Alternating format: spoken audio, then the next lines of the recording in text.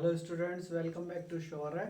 और अब आपके टर्म फर्स्ट एग्ज़ाम आ गए क्लास 10th के।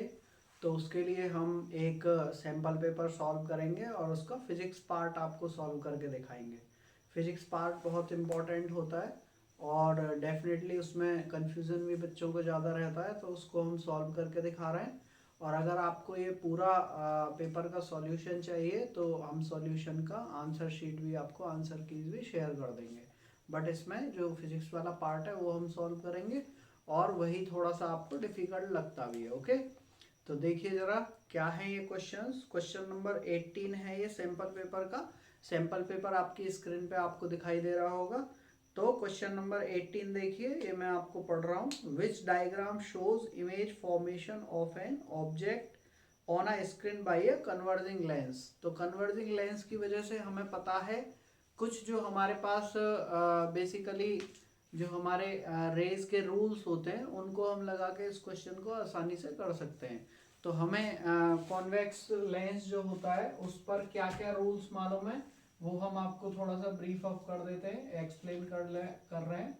ये मान लीजिए कॉन्वेक्स लेंस है।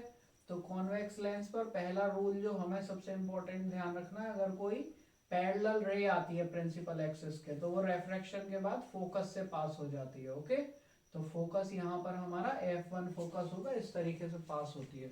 उसके अलावा एक इसका अपोजिट रूल भी होता है कि अगर कोई लाइट रे फोकस से, एक फोकस इसका इधर भी होता है, इसे हम F2 बोलते हैं, इससे अगर कोई लाइट रे इंसिडेंट होती है तो वो प्रिंसिपल एक्सिस के पैरेलल हो जाती है। तो ये रूल लगा के हम इस वाले क्वेश्चन को अटेम्प्ट कर सकते हैं। तो इसमें आप ऑप्शन नंबर 1 में अगर आप देखेंगे तो बेसिकली इस ऑप्शन ए में ये दे रखा है कि ये जो लाइट रे है हमारी, लाइट रे पैरेलल लाइट रे रेफ्रेक्शन के बाद हमारी ट्वाइस ऑफ फोकल लेंथ से पास हो रही है। तो ये देखिए हमारी जो पैरेलल रे होती है बेसिकली वो पैरेलल रे फोकस से पास होती है रेफ्रेक्शन के बाद, ना कि 2f से। तो पहला वाला ऑप्शन हमारा इस वजह से रॉन्ग हो जाएगा। उसके अलावा दूसरे ऑप्शन में भी ऐसा ही दिया हुआ है, दूसरा ऑप्शन भी इसी वजह से रॉन्ग हो जाएगा। तो ऑप्शन सी में केवल हमको ये दे रखा है। ऑप्शन सी में अगर आप देखोगे तो ठीक से देखेंगे तो आपको इसमें दिया हुआ है कि ये जो पैरेलल लाइट रे है, ये जो ऑप्शन सी है इसका, इसमें पैरेलल लाइट रे जो है बेसिकली हमारी फोकल लेंथ से पास हो रही है रेफ्रेक्शन के बाद में। तो ये देखिए लाइट यहाँ पर ऐसे करके ऑब्जेक्ट रखिए और ऑब्जेक्ट ऐसे करके लाइट रे, पैरेलल लाइट रे इस तरीके से फोकल लेंथ से पास हो रही है, दिया हुआ है इसमें डायग्राम में। और दूसरा एक हमारा यहीं पे ही एक रूल होता है इमेज फॉर्मेशन में ही कि अगर कोई लाइट रे हमारी ऑप्टिकल सेंटर से पास होती है, ऑप्टिकल सेंटर क्या होता है, geometric centre of a lens, अगर हमारी लाइट रे ऑप्टिकल सेंटर से पास होती है तो वो विदाउट डेविएशन सीधी निकलती है। तो दूसरी जो रे इसमें दे रखी है हमको डायग्राम में वो इस तरीके से दी हुई है कि ये लाइट रे बेसिकली ऑप्टिकल सेंटर से पास हो रही है सीधी। ओके, तो इस तरीके से हमारा ऑप्शन सी इसका आंसर हो जाता है, क्योंकि इसी में ही ये हमारे दोनों की दोनों रेज जो है, जो रूल होता है इमेज फॉर्मेशन का, उसको फॉलो कर रही है। और ये हमारी स्क्रीन पर, यहाँ पर स्क्रीन रखा हुआ है, स्क्रीन पर इसकी इमेज फॉर्म होगी।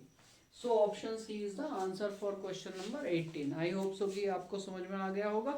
जल्दी से हम दूसरे क्वेश्चन पर मूव करते हैं। Now come to question number 19। इससे आगे क्वेश्चन नंबर 19 आता है। क्वेश्चन नंबर 19 में पढ़ रहा हूं आपके लिए। Which of the following can make a parallel beam of light when light from a point source is incident on it.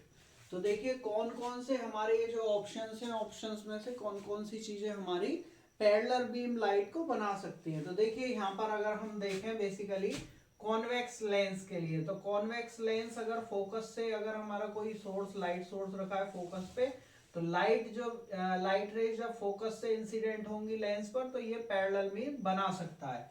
तो एक तो हमारा कॉन्वेक्स लेंस या कन्वर्जिंग लेंस ऐसा काम कर सकता है। उसके अलावा हमारा कॉनकेव मिरर भी यही सिमिलर काम कर सकता है। तो इसके ऑप्शन में दिया हुआ है concave mirror as well as convex lens. So option A will be correct. दूसरे ऑप्शंस देख लेते हैं एक बार। Convex mirror as well as concave lens. तो कॉनकेव लेंस ऐसा काम नहीं कर सकता। Okay, parallel beam of light ray ये हमको नहीं देता है। तो दूसरा ऑप्शन रॉन्ग हो गया। टू प्लेन मिरर ये भी नहीं हो सकता। Concave mirror as well as concave lens ये भी ऑप्शन नहीं हो सकता। तो ऑप्शन 19 का करेक्ट होगा ऑप्शन ए। आपको आंसर्स जो है बबल फिल करने होते हैं, ओके, क्योंकि ओएमआर शीट आपको मिलेगी तो ओएमआर शीट में आप ये मेक श्योर कि आप जो बबल है उसको पूरा फिल करोगे, इस चीज का ध्यान रखना है। ब्लैक या ब्लू बॉल पेन पॉइंट से आपको ऑप्शन को बबल को फिल करना होता है, वो आप केयरफुली आप करोगे। हम यहाँ पे केवल ऑप्शन लिख रहे हैं, ओके। और आपको क्वेश्चन आपकी स्क्रीन पर दिख जाएगा जैसा कि दिख रहा होगा, ओके। तो so option A will be correct and option A is concave mirror as well as convex lens, दोनों ऑप्शंस होंगे। Now come to question number 20 quickly. Question number 20 क्या है इसको देखिए। क्वेश्चन नंबर 20 मैं पढ़ रहा हूँ। Consider these indexes of refraction. Glass का दे रखा है 1.52, ओके। ग्लास का रिफ्रैक्टिव इंडेक्स दे रखा है हमको 1.52। दूसरा एयर का दिया हुआ है, एयर का दिया हुआ है 1.0003, ओके। उसके अलावा वाटर का दिया हुआ है, वाटर का 1.333, ओके। इतना दिया हुआ है हमको रेफ्रेक्टिव इंडाइसिस।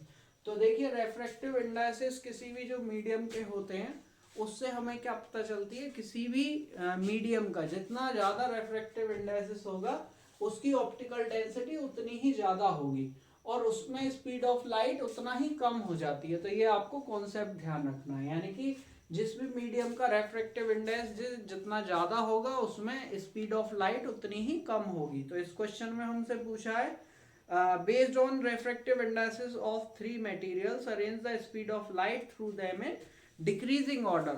तो सबसे पहले इसमें जो सबसे ज्यादा जिसमें सबसे ज्यादा स्पीड होगी लाइट की उसको सबसे पहले लिखना है, फिर उससे कम लाइट की स्पीड और सबसे कम लाइट की स्पीड।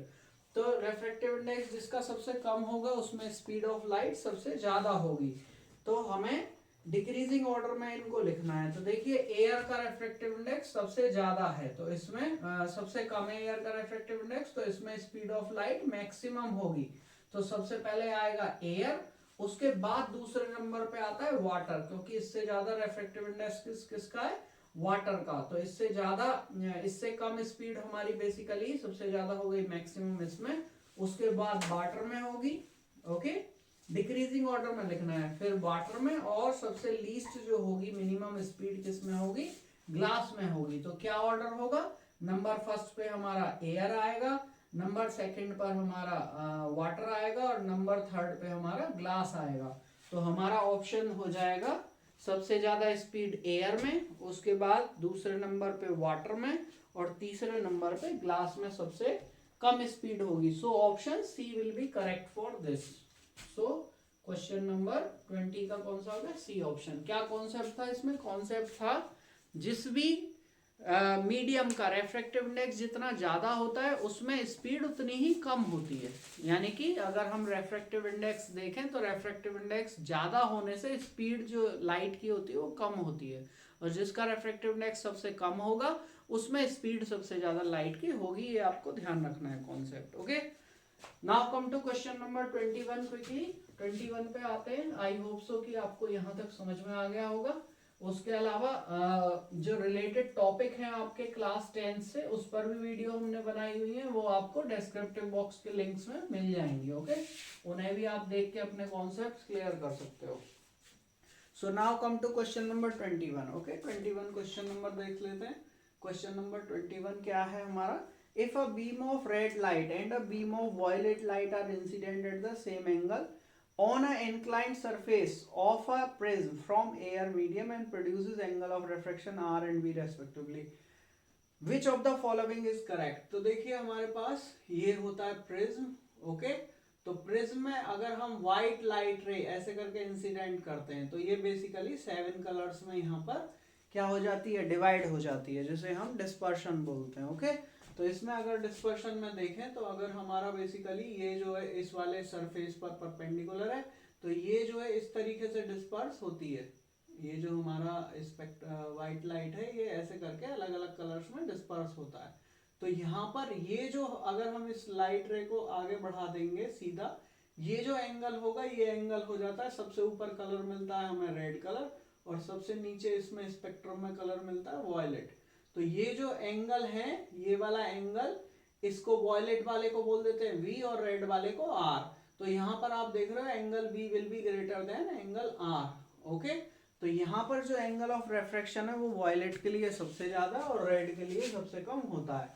तो इसमें से पूछा गया है कि कौन सा ऑप्शन हमारा करेक्ट है, और इसने V और R को स्मॉल v एंड स्मॉल